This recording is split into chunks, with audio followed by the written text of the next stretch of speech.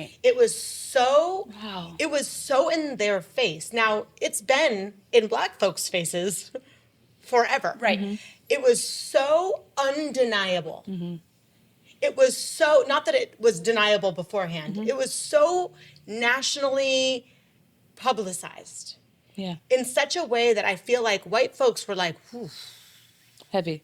like, I don't know what to do with my hands.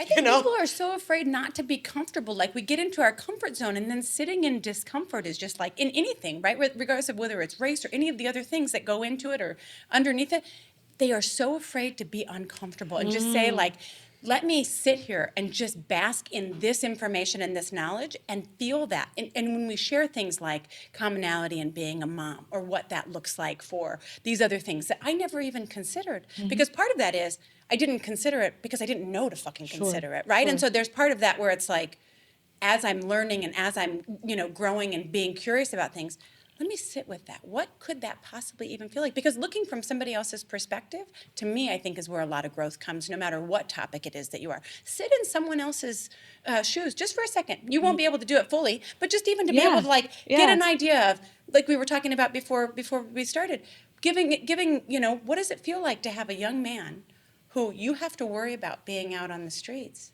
My son is 6'4", 6'5", 18 years old, white man.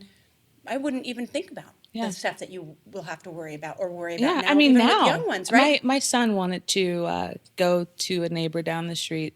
He had lost something, and he's like, "Can I go knock on the door and ask for it back, a friend?" And I'm like, "No, I'll go with you," because the reality is, it has happened where a Black boy went knocking at a door and got his head shot off just for being Black.